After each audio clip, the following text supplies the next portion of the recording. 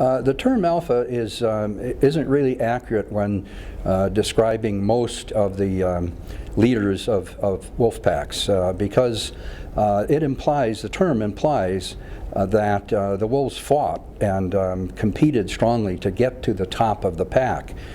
In actuality, the way they get there is merely by mating with a member of the opposite sex, producing a bunch of offspring, which are the rest of the pack then, and becoming the natural leaders that way, just like with a pair of humans producing a family. Instead of using the term alpha for a wolf, instead of saying alpha male or alpha female, scientists now tend to call wolves like that the breeding male and the breeding female. And, or you can call them the mother wolf and the father wolf. There's really nothing wrong with that.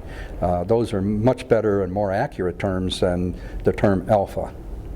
Actually, you know, I'm very much to blame for the term alpha being used with wolves. I published a book in 1970 that now has over 110,000 copies in circulation, and in that I labeled the top wolf in the pack the alpha. And I did that because at that time that's all that science knew. But we've learned a lot. That book was published in 1970, and in the 35 years since that time we've learned an awful lot. One of the things we've learned is that the term alpha is really incorrect when applied to most wolf pack leaders.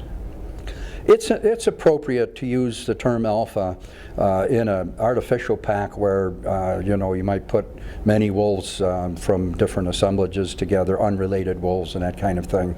Then they would form a pecking order or a dominance hierarchy, and you could call the top animal at that point the alpha. But that rarely happens in the wild, if ever. And so, you know, that would be one case where you could use it. Another case is where you have what we call a complex pack, or a pack with multiple breeders. In Yellowstone, for example, there have been some packs that have had as many as 3 breeding females. And in that case, you can call the top-ranking female, who would usually be the mother, you can call that animal the alpha female.